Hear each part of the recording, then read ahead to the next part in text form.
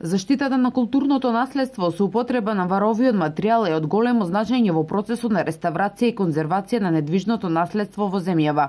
Се она што поседуваме како културно наследство е изработено врз база на вар и затоа е неприфатливо користење на новите цементни материјали, вели конзерваторот Лазар Шуманов. Идејата да се рехабилитира употребата на варовите материјали, бидејќи имаме многу примери каде што новите материјали ги оштетуваат оригиналниот материјал, што е неприфатливо. И затоа е овој напор на Националниот комитет, на институциите кои се занимаваат со заштита, да допринесеме да го рехабилитираме, да го вратиме употребата на варовиот малтер.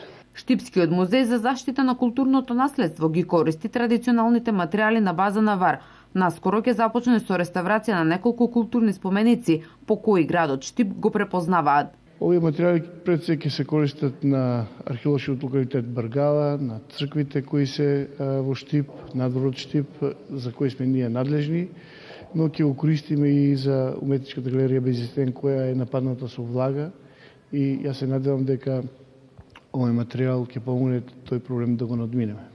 Во земјава и во поблиското соседство не е регулирано со закон кои материјали треба да се употребуваат за конзервација и реставрација на културното наследство. Националниот комитет ИКОМОС веќе 2 години прави напори да изработи научен проект со кој ќе го докаже значењето од користењето на варовиот малтер за заштита на спомениците.